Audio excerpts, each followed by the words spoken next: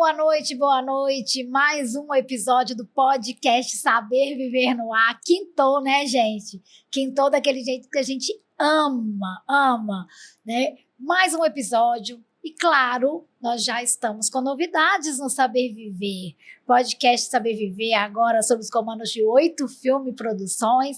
E estamos recebendo hoje uma grande parceira. Ela já esteve conosco também, participando dentro do projeto. Logo vocês vão ver a entrevista conosco. Mas o assunto é tão interessante que nós trouxemos ela para papear um pouquinho mais. Psicóloga. A Andréia vai conversar um pouquinho conosco, vocês vão conhecer quem é a Andréia, o porquê da preocupação dela de estar realmente atuando nessa área da psicologia clínica e o quanto que isso tem mudado no mercado. Então, eu te sugiro sintonizar aqui, já manda esse aviãozinho desse podcast para o maior número de pessoas, vamos estar aqui recebendo as suas dúvidas, é só sintonizar com a gente, que logo a gente vai estar aí juntinho com você, trazendo todas as dúvidas para a Andréia. Andréia, boa noite, bem-vinda ao Saber Viver mais uma vez, viu, querida? Boa noite, Mel. Que honra te receber aqui no podcast. O assunto foi bom, né, na entrevista? Foi muito bom. Para mim é uma honra muito grande poder estar aqui novamente, agora em formato, né, de podcast, e podendo trazer um pouco dessa temática de uma forma mais espaçosa, onde a gente vai poder ter mais trocas, conversar, né, desmistificar muitas dúvidas que às vezes o telespectador tem. É isso aí. Eu que já quero começar com você, assim, conta pra gente, Andréia, você é mineira, nasceu aqui, da onde que vem essa origem de ser uma profissional da área de saúde, principalmente da área da psicologia? Pois é, minhas origens, né, é mineira mesmo, eu sou do norte de Minas, nascida na cidade de Montes Claros, né, me criei também um pouquinho na cidade de Engenheiro Navarro, é um interiorzinho aí do norte de Minas, onde que eu tive aí, né, a minha primeira infância, e aí por volta dos 8, 9 anos me mudei para a região metropolitana de BH, onde que eu resido atualmente no município de Contagem. Tá? Legal. Eu sempre fui uma criança, uma adolescente muito curiosa, muito observadora, muito autodidata também, né, assim, de aprender as coisas pela observação. Então, eu acredito que esse traço, né, de observar sempre, de querer saber o porquê das coisas, me trouxe, né, para esse encontro com a psicologia. Então, de alguma forma, eu acho que isso movimentou para que mais tarde eu encontrasse aí a profissão. Mas você já fez de cara a psicologia ou pensou ali, porque é normal, né, naquela fase saindo ali do colegial do segundo ano, pensar em fazer outras profissões e ficar na dúvida, o que eu escolho, o que eu não escolho, ou você já estava bem definida? Então, eu sempre falo que a psicologia nunca foi um tiro certo, um tiro ao alvo. Eu tive que passar pela comunicação social, onde que eu fiz a publicidade e propaganda. E lá, né, no curso de publicidade, lá em 2007, já tem 11 anos aí que eu sou psicóloga clínica, lá em 2007 eu descobri, dentro da aula, né, de filosofia, Freud. E ali, eu já estava assim, fazendo, acho que o terceiro período da publicidade, e ali eu encontrei Freud, me apaixonei ali um pouco pela temática ali do comportamento humano, do complexo de Édipo, como que é isso, que loucura, eu nunca ouvi falar. E aquilo ali me levou, e aí começa, né, a borbulhar, né? Assim, as dúvidas, então, as ideias, eu falo que Freud me pescou. Então, ali eu fui parar, né, no universo da psicologia e fazer, né, a faculdade mesmo e descobrir também as possibilidades, né, de demandas, de vertentes, de frentes que a psicologia tem, que ela é muito abrangente, né, Mel? Eu ia até te falar isso agora, como forma, assim, da psicologia abrangente, ela abre um leque para que a gente possa, né, trabalhar ali e cuidar do próximo. Queria que você contasse um pouquinho para o nosso telespectador até a base do psicólogo, porque muita gente fala assim, não, eu não preciso de psicólogo, eu vou ficar ali sentada, ele só me ouvindo. Então, eu queria aproveitar esse espaço nosso aqui para que a gente pudesse realmente desmistificar, sabe, a questão da contratação do psicólogo e, principalmente, alertar a importância de ter um profissional de psicologia durante ali o processo todo de vida. Eu falo que o psicólogo tinha que ser desde quando a gente nasce, gente. Tinha que fazer terapia. Então, fala um pouquinho pra gente qual é a base da psicologia, o que a psicologia trata mesmo, né, para que a gente possa até passar para o telespectador esse apoio. Sim. Às vezes eu falo assim com alguns pacientes, Mel, que se a gente tivesse já ali desde o prézinho uma aula onde que a gente ia poder aprender a lidar com as nossas emoções, hoje nós seríamos seres humanos mais evoluídos, com comportamentos mais funcionais, sem precisar tanto dessa sociedade medicamentosa, né? Porque Sim. hoje em dia, se você sentir tristeza, é um problema. Você não pode estar triste, tem que estar feliz o tempo todo, alegre o tempo todo. Então, assim, há tantos profissionais da área da saúde mental, os psicólogos, psiquiatras, sempre carregaram esse estigma, né, da questão, entre aspas, da loucura. Eu não vou, então, procurar um psicólogo, não vou procurar um psiquiatra, né, porque eu não tenho nada, eu não sou louco, né, dito como louco. Então, isso caiu por terra, né? Assim como a gente cuida da nossa saúde física, a nossa saúde mental, gente, ela é extremamente relevante. Porque se a gente não cuida das nossas emoções, se a gente não se entende, se a gente não se autoconhece, como que a gente vai lidar melhor com as situações da vida? Porque a vida, né, é um desafio. E tem as adversidades, já né? dizia Guimarães Rosa, viver, gente, carece de muita coragem. Viver é muito perigoso, mas também é muito bonito a vida. Sim. Então, quando a gente tem essa capacidade, esse amadurecimento, essa inteligência emocional, isso só tem a contribuir a nosso favor. Então, a gente percebe também, Mel, que houve uma popularização, né, da procura aí pela psicoterapia, pelos profissionais da área da saúde mental, com o atravessamento da pandemia. Porque antes, né, as pessoas achavam que era só perda de tempo ir no psicólogo, que era só conversar, que era só jogar conversa fora. É isso que a gente precisa desmistificar, porque quando a gente se combate com uma adversidade, e, claro, pandemia foi fora da curva, a gente vai falar assim, né? Podemos falar assim, mas as pessoas tiveram que conviver com as sombras ali dentro de casa, num formato diferente, home office, sem ver as pessoas, e isso realmente fez com que a nossa saúde mental fosse a mais prejudicada.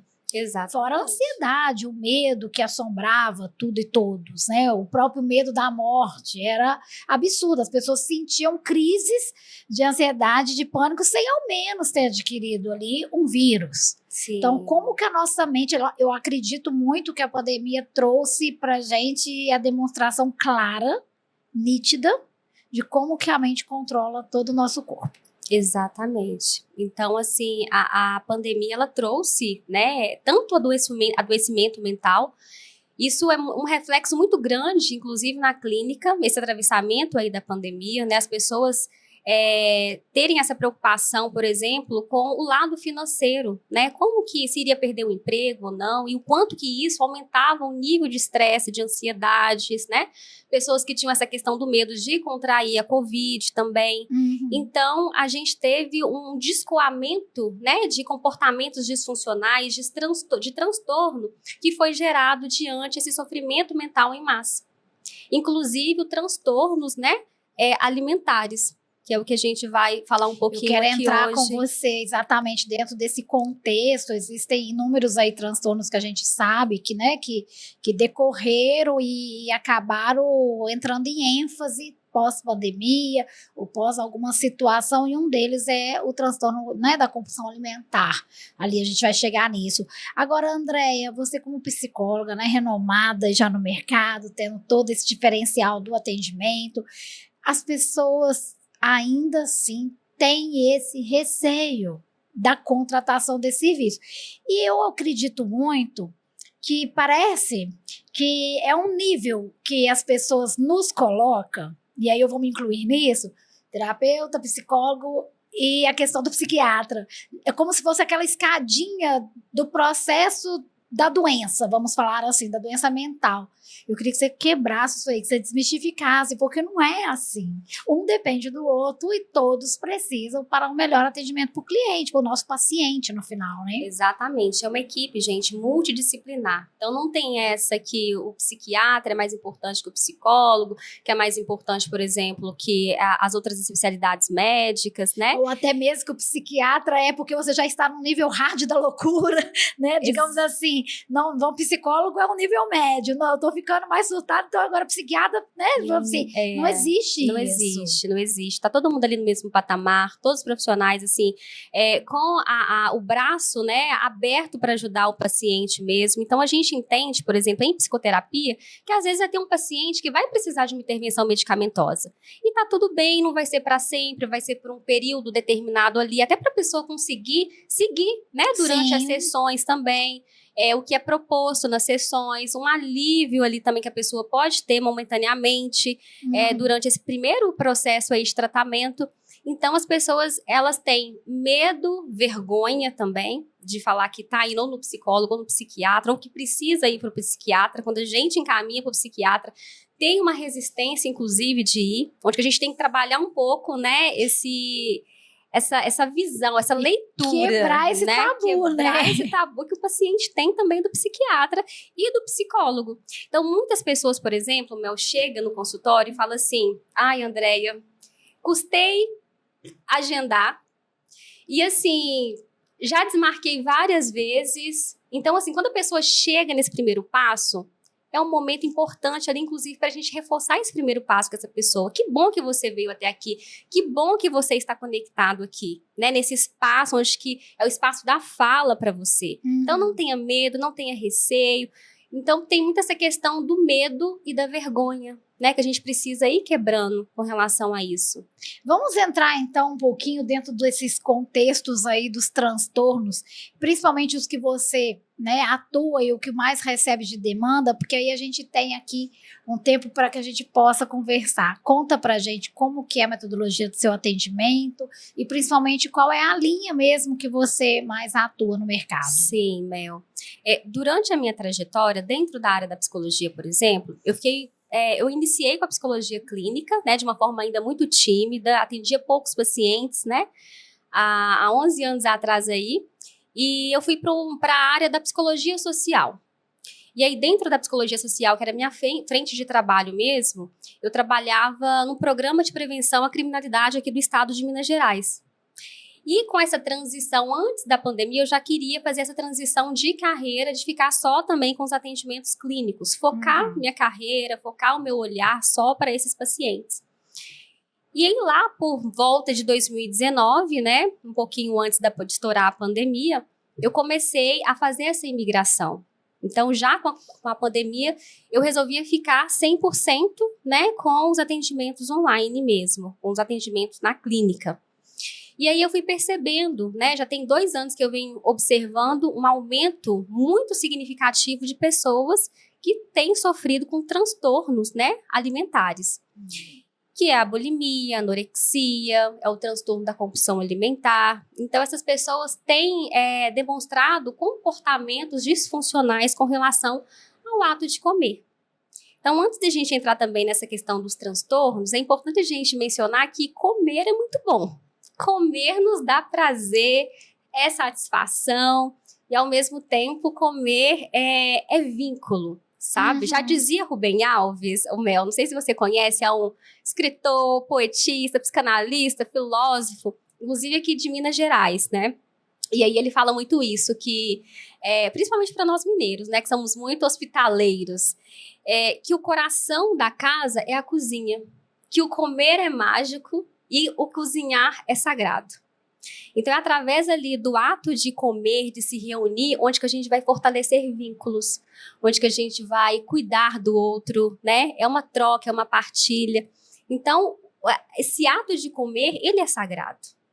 É a comida o quê? Que me devolve a vida, que me nutre, é a comida que me sustenta. Então, a comida não pode ser algo que vai me punir, que vai me levar para um sofrimento mental. Sim. Então, a partir do momento que eu tenho uma relação disfuncional com esse ato de comer, a gente precisa o quê? A gente precisa parar para pensar. O que está acontecendo que eu estou usando a comida como uma válvula de escape? Eu estou utilizando a comida como uma espécie aí de drogas, onde que eu vou me punir através dela. Porque é exatamente isso que ocorre, assim, eu acho que a compulsão alimentar, eu acho não, né, a gente já sabe que estudos clínicos comprovam que é para, vamos falar num popular, tapar buraco de alguma situação. Exatamente. Né? De alguma falha, alguma dor, é alguma ansiedade. E muita gente fala, gente, quando eu tô ansioso, eu desconto da comida. Quando eu tô nervosa, eu desconto da comida. Tudo desconta, né? Só que aquilo também a gente gera uma rotina. E tudo que o nosso cérebro entende que é rotina, joga lá para o inconsciente e vira realmente a normalidade. Então, é nesse ponto aí que a gente precisa ter a atenção. E eu queria até que, inclusive, você pontuasse, Andréia, alguns sintomas de alerta, sabe? Que a gente possa te ouvir e falar assim, opa, eu acho que eu tô tendo isso. Eu acho que é muito importante você tentar pontuar alguma coisa aqui pra gente. Com certeza, Mel. Eu só vou fazer uma diferenciação, assim, nós temos uma compulsão que ela é normal. Por exemplo, hoje eu tô aqui muito nervosa pro podcast com a Mel, gente, até parece. Tô muito nervosa. Aí hoje de manhã, sei lá, fui lá e comi uma caixa de bis. Será que eu tô com compulsão alimentar? Não. É um momento que, Mel? Um momento específico. Sim. Né? Eu tenho um podcast, tô nervosa. Que eu quero chegar no ponto. Vou comer uma caixa de bis. Ou as mulheres também na fase da TPM, né? Ai, aquela vontade de comer aquele docinho. Gente, eu preciso comer um doce. E vira aquele descontrole para comer e pronto. Mas não é algo que você vai fazer durante a sua semana. Você não vai repetir esse comportamento sempre. E esse comportamento também não vai te trazer nenhum sofrimento mental. Então, essa compulsão aí, a gente fala que é uma compulsão do bem, gente. É uma compulsão que tá tranquilo ter, tá, então, Mel? já foi uma das dicas aí. Já foi uma dica. E o problema mora justamente isso que você traz pra gente, é nas extremidades. Quando eu perco ali o equilíbrio, eu saio da minha homeostase e vou o quê? Para os excessos. Então, a gente tem, por exemplo, o quadro de bulimia, onde que a pessoa, o quê? Ela come um volume de quantidade imenso, né, de alimentos, com alto teor aí calórico para a idade dela, para o peso dela, e ela vai comendo aquilo, Mel, num descontrole total. Então, tudo que ela vê pela frente, ela vai comendo. E aí, nisso, para compensar, ela tem os comportamentos que a gente fala que são comportamentos purgativos. Essa pessoa, ela vai ou fazer uma indução do vômito, ou tomar laxantes, diuréticos, para tentar compensar, ou fazer exercício físico de uma forma muito excessiva também. Pesa a consciência, Pesa a consciência. Então, essa pessoa, ela briga muito também com o corpo, com a imagem dela corporal. Ela vai aliviar toda aquela tensão ali na comida. Na anorexia, a gente já tem o quê? O extremo. O extremo. A gente já tem a privação, gente, excessiva de comida. Então, tem pessoas que chegam no estágio, Mel, que ela vai comer uma maçã e vai ficar com aquele gasto calórico apenas com uma maçã. E com isso ela vai prejudicando o corpo dela. Porque dentro da anorexia a gente já tem uma disfunção corporal, né? Que a gente fala que a pessoa ela se enxerga no espelho gorda. Ela olha para ela, só que ela não se vê que ela está extremamente magra. Então são pessoas que têm o IMC, né, que é o índice de massa corpórea, muito baixo. As pessoas entram nesse sofrimento mental achando que vai engordar a todo momento. Tem a perda, na verdade, de vínculos sociais, assim como também quem está sofrendo bulimia. Então, são pessoas que têm vergonha, pessoas que não comem na frente das outras pessoas. Tá? Então, inclusive, a anorexia ela é mais prejudicial e mais perigosa, digamos assim. A anorexia, que pode levar né? à morte. Exatamente, a anorexia. A falta de nutrientes, né, ali do corpo em si, né, gente? A gente tem um mínimo para sobrevivência. Só que a pessoa olha e se sente gorda 100%. Exatamente. Tô gorda, ela não se enxerga de outra forma.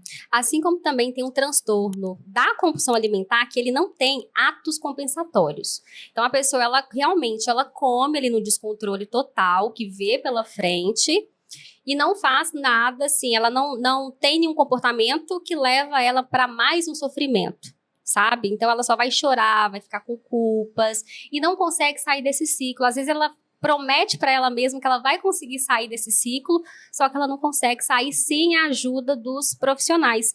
E para sair desse ciclo, Mel, é uma equipe multidisciplinar, com psicólogo, psiquiatra, o apoio nutricional, o endocrinologista também entra, Sim, né? sim. O ginecologista também, dependendo do caso da anorexia, a mulher fica sem menstruar. Da disfunção né? ali que ela fica, né? Total.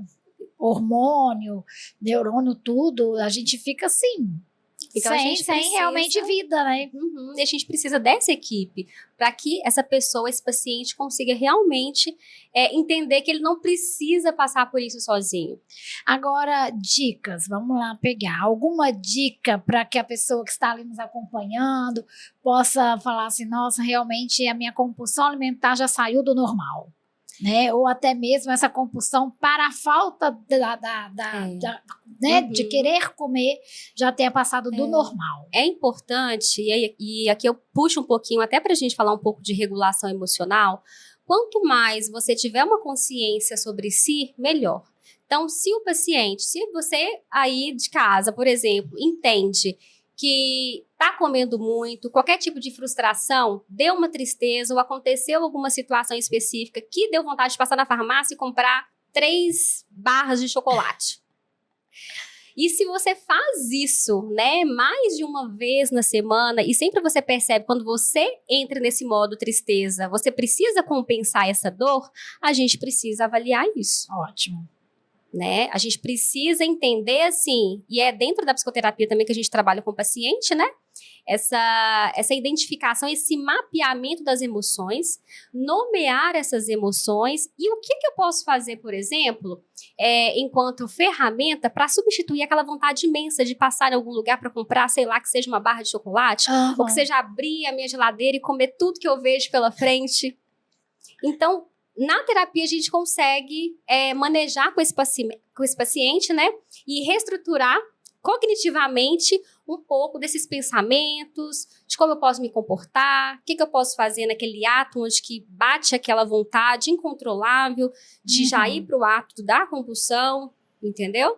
Então, a regulação emocional, você saber, administrar, gerenciar, é extremamente fundamental. Então, isso que você trouxe aí no início, né, de cada vez mais a gente conseguir desmistificar um pouco esses estigmas, porque hoje a gente, sim, ainda tem pessoas procurando, as pessoas estão tomando coragem para procurar um profissional da saúde mental. Eu acredito que até para romper essa barreira. Do que, né, tempos atrás. Vamos falar da questão de pandemia, né, que eu acho que foi um marco que acabou ali sendo um divisor de água para muita profissão. Então, vamos falar aí, pós-pandemia, a gente viu que a procura por profissionais da saúde mental, ela tem aumentado, ela tem realmente tido uma procura maior, mas claro que isso não depende somente de um profissional ficar na parte da divulgação, vamos falar assim, mas até mesmo é do paciente entender que ele precisa desse amparo, que ele precisa dessa mão ali para estar caminhando com ele. E mesmo, gente, que não seja por necessidade extrema, mesmo que você não esteja passando por algum problema, mesmo que você está tranquilo, faça jus aí a um psicólogo, o mínimo que você pode ter. Um terapeuta do seu lado, um profissional para te ajudar nas decisões, nas escolhas, né? Passar pelas situações com mais clareza, ajudar você a tomar as suas decisões de forma bem mais tranquila, que não possa te trazer prejuízos aí emocionais. Então, mesmo que você não esteja dentro dos extremos para procurar um profissional de psicologia, fica aqui o meu conselho mesmo, procure agora. Contrate aqui agora, sabe? Aproveita que a gente está com a Andréia, já entre em contato com ela. A Andréia atende, né, online, fisicamente vocês. Então, assim, isso é muito importante. Tenha um profissional do seu lado aí que você vai ver como que a vida fica mais leve, fica mais gostosa, né, Andréia? Exatamente. Isso é importante que você traz, né? Porque é a prevenção mesmo. Exatamente. Eu não preciso, gente, de estar doente, né, para me procurar um serviço da área da psicologia. O melhor é não ficar doente, né? O melhor é não ficar doente. Quanto mais eu conseguir administrar as minhas emoções, melhor para mim. Sim. Eu não preciso, né, adoecer. Ainda mais quando a gente fala desses quesitos todos que nós estamos vivendo. O mundo mudou muito, né? Nós viramos aí uma geração que a gente está um pouco assustada. Então, é fato que talvez essa transição doa mesmo. Porque hoje a gente tem visto aí crianças agora vindo que, gente, na nossa época não existia. Então a gente fica até assim, o que fazer? Como comportar? Exatamente. Né? Como que vai ser essa geração? Essa mudança, ela tá muito rápida e a gente não tá conseguindo acompanhar, tá ficando realmente surtado, né? A sociedade, ela tá cada vez... Eu sempre falo sobre um pouco, Mel, lembrei, da cultura da produtividade. O quanto que essa cultura da produtividade, gente, tem adoecido as pessoas. Sabe por quê, Mel? Porque o tempo todo as pessoas, eu preciso ser melhor, eu preciso ser produtivo, eu preciso me superar, eu preciso me comparar com fulano, com Beltrano. É uma cobrança, assim, gigante. É uma cobrança excessiva, gente. E com isso, o nosso adoecimento mental também grita. E aí você vai escoando, ou você escoa pela compulsão por compras, pela alimentação, por jogos, né? Ou você fica depressivo e fica de cama de vez. Então, a gente tem que saber, inclusive quando a gente fala de regulação emocional, eu ter o entendimento que eu preciso pisar no freio. E quando eu reconheço isso, eu estou reconhecendo que os meus limites. Quando que eu preciso pisar no freio? Quando que eu preciso acelerar? Qual que é o meu limite? Qual que não é o meu limite? Quando eu devo me recolher? Ou quando eu devo avançar? Então, isso tudo é importante. E quando você tem essa regulação emocional, isso faz sentido para você. Então, isso você foge também, você faz uma autocrítica, Mel, sobre essa cultura da produtividade, que te pede, porque a todo momento a sociedade vai te cobrar. A todo momento a sociedade vai criar uma necessidade para você. E se você não entende o que faz sentido para você hoje na sua vida, aí a gente cai exatamente naquela situação, né? Que é aquela perguntinha base. Qual o seu propósito? Se você está vivendo em direção ao seu propósito ou contra ele? Exatamente. Então, primeiro, você precisa entender isso tudo, gente. Às vezes, falando aqui, você está aí nos escutando, pode falar assim, é muito mais complexo, vocês não estão na minha pele para sentir. André, acredito que você escute isso direto, né? Para você é fácil. Mas, gente, é nítido, o corpo fala. E aí vai te estourar fissuras, dermatites, e ites, e rinites, e tudo, o corpo grita, porque ele não consegue, né, falar, então ele tem que expressar de alguma forma.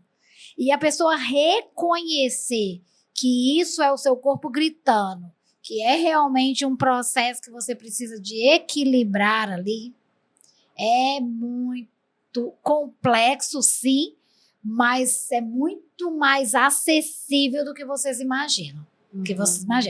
E nós estamos aqui agora, né, hoje em fevereiro, mas nós tivemos aí, inclusive, mês de janeiro, um mês que se faz muita menção, é chamado Janeiro Branco, para conscientização dos cuidados com a saúde mental, né, Andréia? E exatamente por essa importância. Eu estava conversando com a Andréia antes da gente entrar aqui ao vivo no podcast. Gente, nós temos dados que 70% da população brasileira está adoecida, comprovadamente, com síndrome de pânico e depressiva. É muito alto esse índice, é assustador. É muito maior do que você pensa. Nós estamos falando de 70%. Então, faz uma continha base aí. Se você tem 10 pessoas ao redor, 7 estão doentes. Olha que loucura isso. É muito, É muita gente doente. Né, André? Muita gente. E muita gente com medo de procurar ajuda. Ai, dá até coceira aqui. Dá até coceira, né, André? Falamos um pouquinho desses transtornos. Nós já comentamos sobre o transtorno da questão, né, da alimentação. Um outro transtorno que você citou aqui rapidinho aí, que essa avalanche vai aí, é para a questão do descontrole financeiro, compras excessivas. Como é isso, Andréia? Mel, as pessoas... É a mesma energia ali do sofrimento mental. Só que esse descontrole financeiro está levando as pessoas a se endividarem de uma forma, assim, gigantesca, gritante, a ponto da gente fazer alguns acordos, né, em consultório para a pessoa desativar, por exemplo, aplicativos de compras, sabe? Porque, assim, compra demais e as pessoas não conseguem parar, e mesmo sabendo que já não tem limite, por exemplo, no cartão de crédito. Então, vai pedir o cartão de crédito de uma outra pessoa. Então, tá uma bola de neve, tá um sofrimento em massa, sabe? É o que eu disse, as feridas emocionais, elas estão escoando por vários lados. Então, se a gente não cuida, se a gente não, sabe, não se ame, fica complicado. E esse amor próprio. E outro transtorno que você vê além da alimentação, das compras?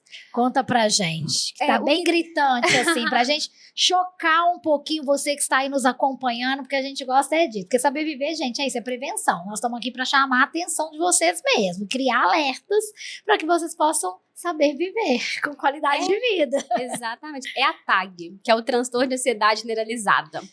Ai, vamos lá. A TAG é um sério problema, porque as pessoas estão cada vez mais ansiosas, né? Então, eu tive pânico, né? Fui parar na UPA, eu achei que era, por exemplo, um infarto. Eu recebo muito encaminhamento, por exemplo, de cardiologistas, né? As pessoas sendo encaminhadas achando que tem problema, né, do coração, de infartar, e quando viu era uma crise de ansiedade. Então, isso tem crescido muito no consultório, né, a TAG. E a gente tenta trabalhar um pouquinho do Mindfulness, né? Não sei se você conhece, que é a consciência plena, a consciência presente. Porque a ansiedade, gente, eu falo o seguinte, que ela é uma resposta fisiológica do corpo. Então, é normal, é natural a gente ter a ansiedade. A gente precisa, inclusive, da ansiedade por uma questão de sobrevivência.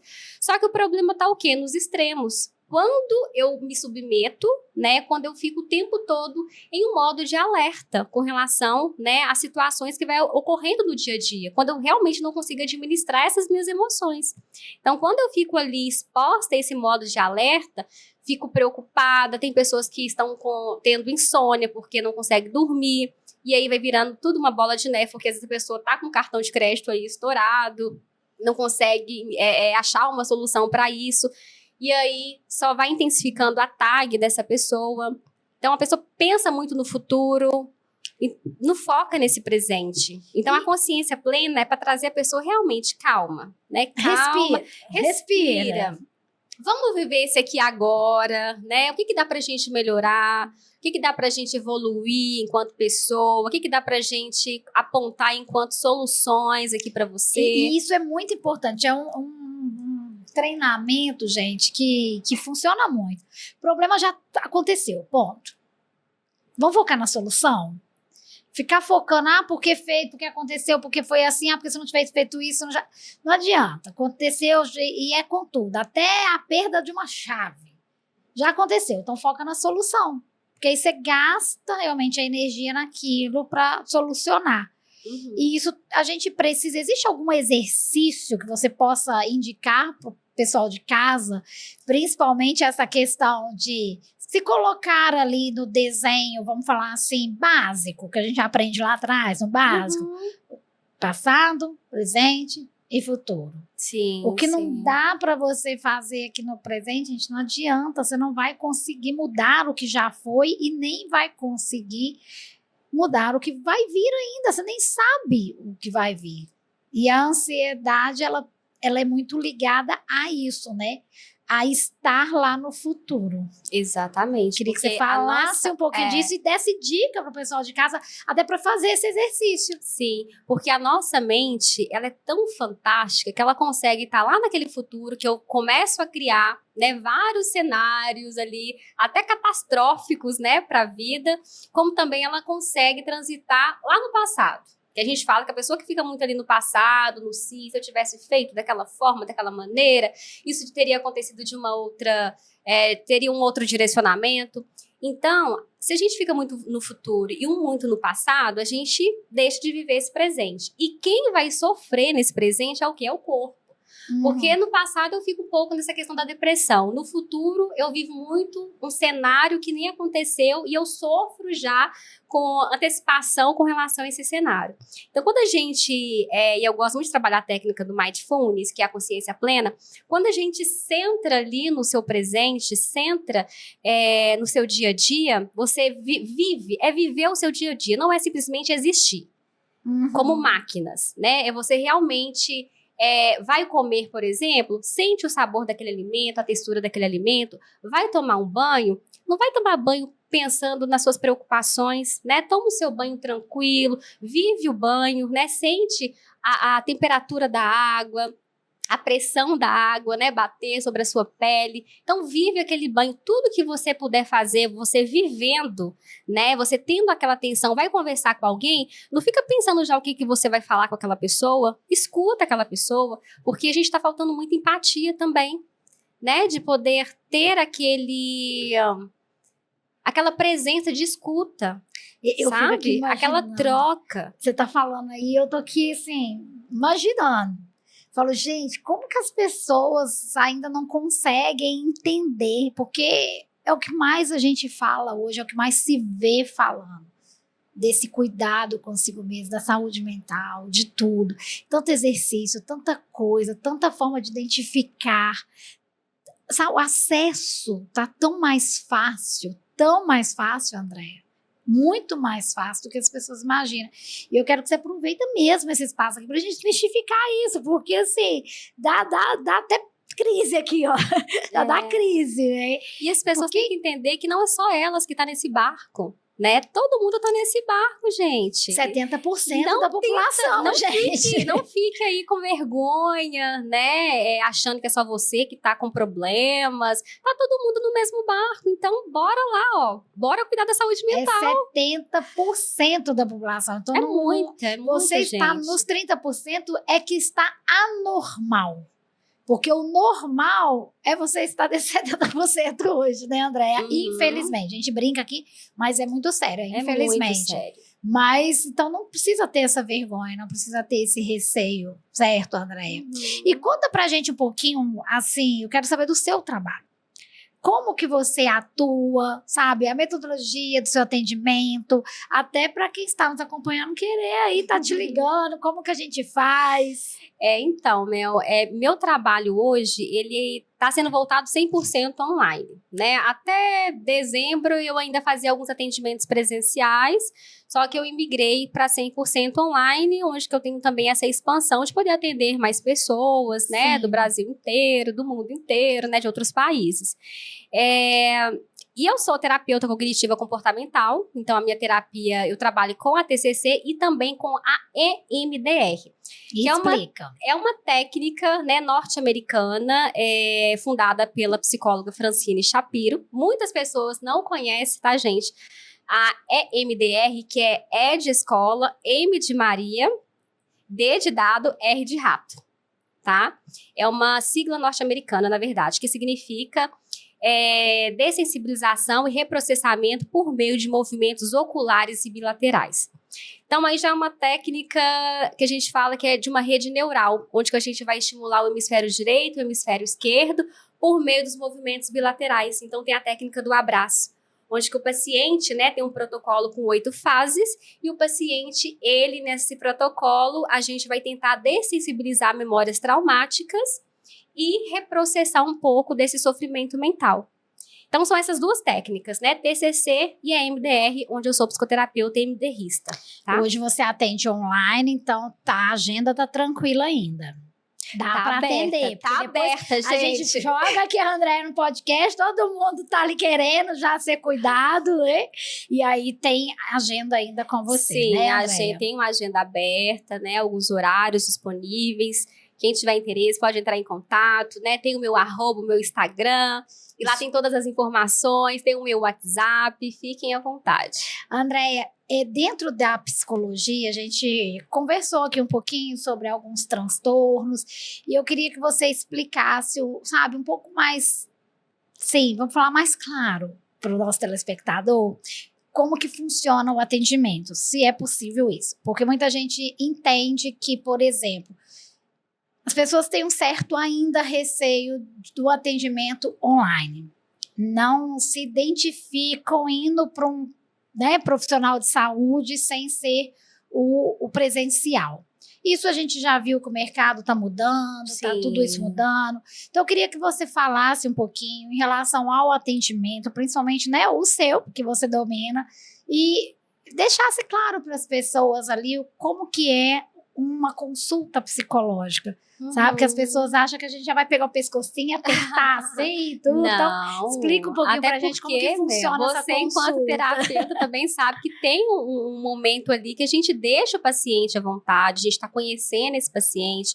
Muitas das vezes as pessoas têm esse medo, esse receio do que falar na primeira sessão. Então, nesse formato de atendimento online, o meu atendimento, ele é feito, né, por uma plataforma, onde a gente disponibiliza o link para esse paciente. Tem um tempo de sessão que vai de acordo, né, com o que a pessoa traz, que a gente vai acordar no primeiro atendimento, um pouco dessa demanda. A gente faz uma anamnese ali do paciente, né, explicando um pouquinho ali da demanda, qual que é a expectativa que essa pessoa tem, se ela já fez terapia, se ela não fez. Até para trabalhar um pouquinho desse medo, né, desse primeiro contato. Sim. A gente precisa de ter ali um vínculo bacana. O paciente, ele também, gente, ele tem que se sentir confortável com o psicólogo, né, porque essa transferência, ela é importante, inclusive, para o acompanhamento, para a transformação, porque se você não se sente bem com o seu psicólogo, não vai acontecer, funcionar, né? Não tem vai que funcionar. Tem que ter essa não tem jeito, essa troca. Exatamente. É uma pessoa que você tem confiança. E as pessoas ficam com muitas questões de assim, mas eu vou contar tudo pro meu psicólogo? Não, como assim? Eu tenho que te contar sobre isso? Não, mas eu não quero abrir isso. Eu queria que você falasse um pouquinho, assim, dessas questões. Eu deixo meus pacientes, Mel, extremamente à vontade. Por quê, gente? É o primeiro contato, você nunca viu aquela pessoa, como é que você já vai abrindo, né? Tem pessoas que não tem problema, tem pessoas que já chegam contando a vida toda, abrindo o livro da vida, me ajuda, eu preciso resolver isso, mas tem pessoas que não. Primeiro ainda quer se sentir segura, né? Confiar naquele profissional, entender o que está fazendo naquele momento, para depois ir se abrindo aos poucos. Então, isso, né, é uma construção, gente, que a gente vai fazendo paulatinamente. É uma construção aos poucos mesmo com esse paciente. Porque tem que ter essa troca, tem que ter esse vínculo, o paciente tem que se sentir bem, tem que se sentir acolhido. Então, ele não precisa despejar tudo isso na primeira sessão, né? Isso aí vai ser ao longo da caminhada, vai ser ao longo do processo. Então, o que você dá conta de falar hoje? Vamos trabalhar o que você dá conta de falar hoje. A gente não tá com pressa. E eu já escutei muitos pacientes falando assim, mas eu vou lá no meu psicólogo, só eu falo, saio de lá, pronto. Hoje já mudou muito esse atendimento. Essa percepção. Hoje a gente faz exercícios dentro de sessões, a gente manda para casa para o paciente. Viu? Presta atenção. Para o paciente ficar aplicado ali, fazer os exercícios, as técnicas, né, de regulação emocional, da escrita terapêutica. Eu gosto muito de trabalhar com os pacientes a escrita terapêutica. Então, não tem mais essa questão que só o paciente fala e o psicólogo escuta e não faz intervenção, né?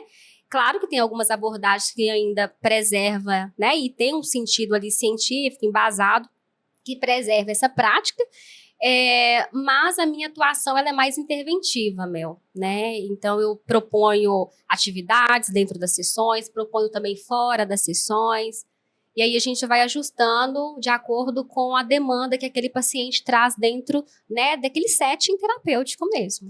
Quanto tempo eu devo ficar sobre, vamos falar assim, auxílio de um profissional psicólogo? Existe um prazo mínimo que a gente possamos, assim, não determinar, mas, né, aconselhar. Vamos falar melhor assim, que daqui a pouco tá todo mundo aqui, isso, né, me matando os outros aqui. Eu acho que tem que ser por toda a vida, mas tudo bem. Existe um prazo mínimo de trabalho, até para que essa ansiedade do paciente ao te contratar, né, já, ó, respira. Essa questão de prazo, ela já, inclusive os pacientes perguntam, né, mas qual que é o prazo, quantas sessões que a gente vai conseguir? É muito relativo, porque vai de cada caso. Então, assim, a gente vai trabalhando até determinado ponto que o paciente, por exemplo, sente um desconforto muito grande com uma demanda pontual que ele trouxe na clínica.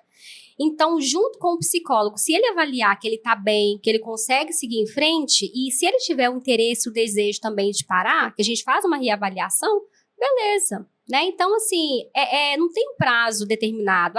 Seu caso vai ser 20 sessões, vai ser 5 sessões. A gente precisa conhecer primeiro aquela demanda daquele paciente.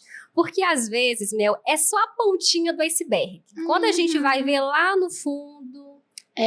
totalmente É diferente. totalmente diferente. E ali vai, né, demandar mais tempos de sessões. Então, é muito relativo. Então, eu sempre vou conversando essa questão com o paciente também, tá? Então, não tem algo que eu determino, vai ser X sessões. Eu não trabalho dessa forma. Ah, ótimo. Então, vai de acordo ali com a evolução. Com a evolução, Com a exatamente. E a partir de qual idade que você consegue atender? A partir de 15 anos, né? Então, eu atendo Dá umas adolescentes. mamães de adolescentes aí, ó. Famoso aborrecentes, né? Isso, adolescentes, adultos, idosos e também terapia de casal. Que eu também recebo legal. muita demanda com relação a conflitos conjugais. Né? Nesse âmbito amoroso, também recebo muita demanda. E muita terapia de casal também, Mel. Aí, dentro desse contexto, você faz todo o seu atendimento. Exatamente. Vocês entenderam um pouquinho? Vocês estão entendendo, gente, nosso bate-papo aqui? O quanto que é importante você ter o apoio de um psicólogo, o apoio de um profissional da área de saúde, estar sendo, né, assistido ali por ele. Decisões, né, Andréia, que muitas vezes a gente precisa tomar e a gente fica em cima do muro, sem saber o que eu faço. Nesse sentido também vale o apoio do psicólogo. E eu acredito muito, até mesmo como o nosso mercado ele é muito ativo, principalmente dentro da área das microempresas, os profissionais liberais, o eu presa, você receba muito dentro desse contexto também de profissionais que estão aí adentrando no mercado, que pós-pandemia cresceu absurdamente também. Né, as pequenas empresas, os microempreendedores, e aí entra esse conflito de separação de identidade, o que é PF, o que é PJ, até onde eu posso ir, até onde eu não posso, até onde eu tenho que me portar, e aí nesse contexto também vale o seu atendimento. Você fala para organizar um pouco. Organizar e fazer a pessoa respirar, baixar um pouquinho ali, vamos colocar isso, né, tudo em ordem. Sim. A pessoa que também está em transição de carreira também, sabe? É para a gente organizar um pouco esses pensamentos, né? O que a pessoa pensa.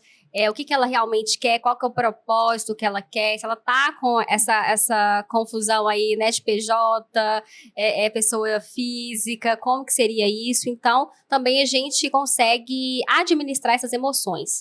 Porque quando a gente tá ali, né, assim, quando a gente monta um negócio e a gente acaba ocupando o nosso tempo integral para aquele negócio, você começa a desequilibrar um pouco o seu autocuidado, o seu tempo mesmo, toda essa gestão, né, Andréia? E aí vale sim muito a pena você entrar em contato com a Andréia e falar, Andréia, eu tô nesse caso, eu tô me perdendo. Preciso voltar pro meu eixo. Meu eixo, exatamente. Pro meu eu. Preciso voltar para mim, tô desequilibrando aqui. Nesse contexto, tudo vale o apoio aí do psicólogo, com certeza, né, Andréia? Com certeza. E o que mais que a gente pode chamar a atenção do nosso telespectador, e que eu ainda estou aqui insistindo com você, sentindo falta, de diquinhas que você pode dar para quem está nos acompanhando, de opa, sai dessa cadeira, tá na hora de procurar uma ajuda. Para dar o primeiro passo, né? O primeiro passo é sempre difícil, né? Então, quem estiver, né, escutando, assistindo esse podcast, eu acredito que isso já vai dar um gás aí para esse primeiro passo, sabe? Porque, Mel, tem que suscitar a vontade da pessoa, né, o desejo para procurar a psicoterapia. E uma dica que eu dou para as pessoas já começarem a trabalhar um pouco dessa regulação emocional, gente, é fazer a escrita terapêutica. O que seria a escrita terapêutica? É você colocar ali, é como se fosse uma espécie de diário, sabe? Só que é um diário mais funcional. É a gente colocar um pouquinho ali no papel todos os nossos anseios, né, os nossos medos, inseguranças, pensamentos que a gente chama que são pensamentos disfuncionais, irracionais. Vamos colocar esses pensamentos no papel e depois a gente começar a entender, mas a partir do momento que eu penso isso, né, o que eu tô sentindo? Ou eu senti primeiro um certo medo. Então, por que eu senti esse medo? O que eu tô pensando agora? Né? Isso aí a pessoa já vai começar a ligar um sinal, um alerta para ela mesma. Então, deixa eu anotar aqui meu pensamento, esse sentimento que surgiu, o que eu tô com vontade de fazer, que a gente já vai falar do comportamento, né? Que aquele comportamento, às vezes, ele surge diante de um pensamento disfuncional que apareceu. Então, como que eu posso contestar realmente, validar esse pensamento? Será que isso é uma distorção do meu medo ou realmente isso pode vir a acontecer? né? Então, mudar um pouco essa perspectiva. Então, tô com medo de fazer uma prova, né? Tô com medo de não passar nessa prova. Então, começar a pensar, mas quais são as chances, né? De passar, de não passar, o que eu tenho feito, como eu tenho me dedicado. E esse exercício de colocar mesmo ali na escrita, né? Ajuda depositar, muito.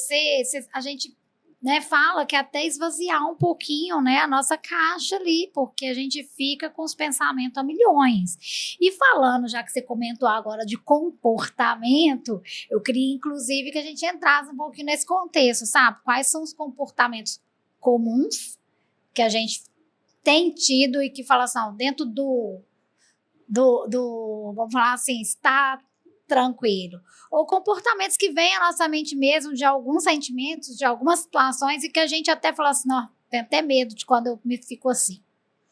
Quando a pessoa se pega paralisada em algum tipo de situação, né, aquele comportamento já não tá legal, porque tá paralisando. Então, tudo aquilo, porque é normal a gente sentir medo, a gente não conhecer uma determinada situação e ficar com o pé atrás, mas sempre ficar com o pé atrás, sempre sentir medo. Então, todo comportamento que ele é destrutivo e ele é muito recorrente, a gente precisa levantar uma bandeira vermelha. Entende? Porque ter medo é normal, é natural. O que não pode, novamente, é extrapolar, passar por esses excessos. Então, o comportamento que está disfuncional. Então, o que eu estou fazendo que está me causando ali um certo prejuízo, um certo sofrimento mental? Será que eu deixei, por exemplo, de aceitar uma proposta de emprego devido a um medo? Porque às vezes era uma grande oportunidade e eu não fui. E você não se sente capaz, eu não né, me senti capaz naquele momento. Então, assim, me prejudiquei porque aí a vaga não é mais minha, por exemplo. Não é um comportamento bacana. A gente precisa enfrentar esse tipo de comportamento. Então, esses comportamentos, assim, a gente precisa entender melhor. Se a pessoa se sentir muito pressionada, né? E começar a entender que precisa realmente de ajuda.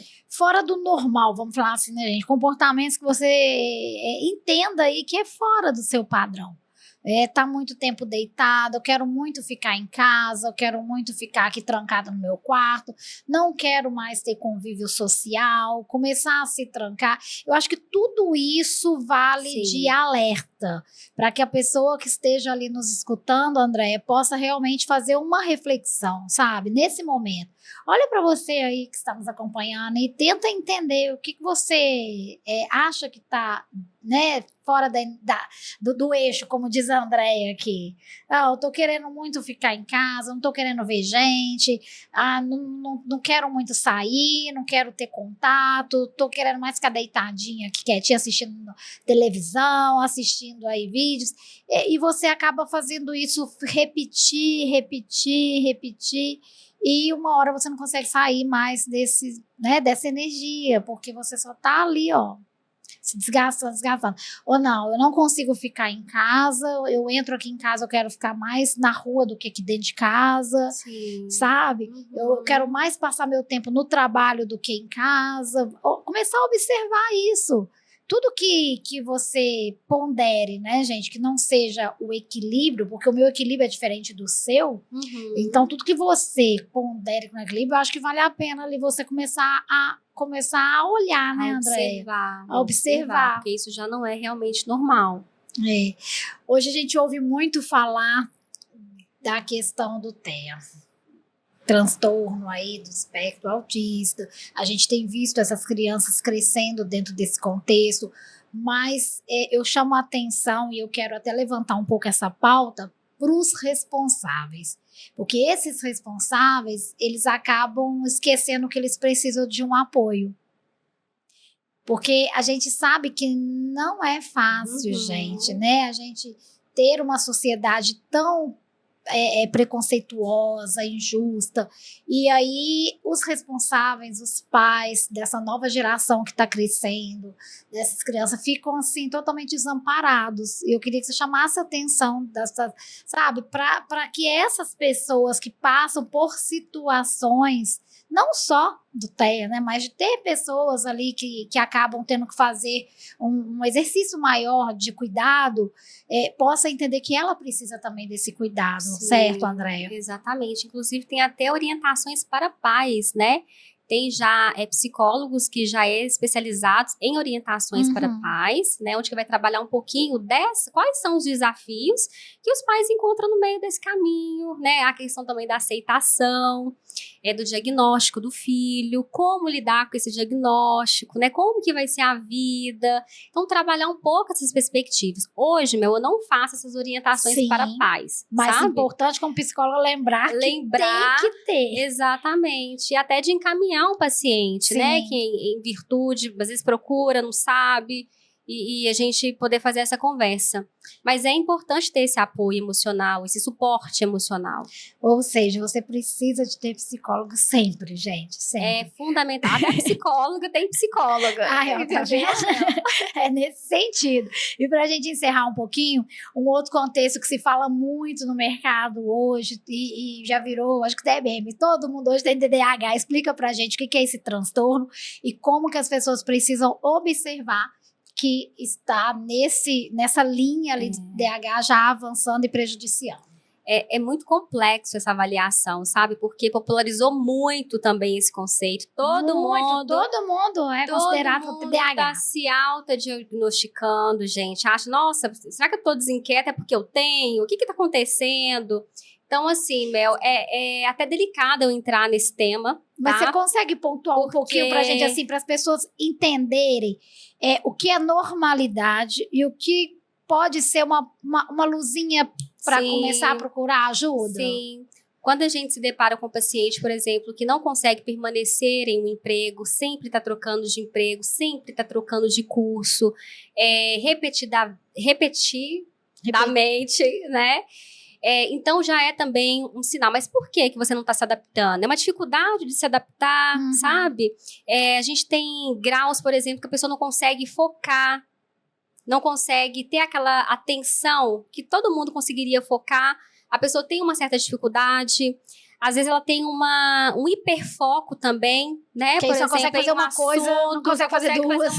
Tipo, ela vai fazer um projeto, ela dorme fazendo projeto, amanhece fazendo projeto.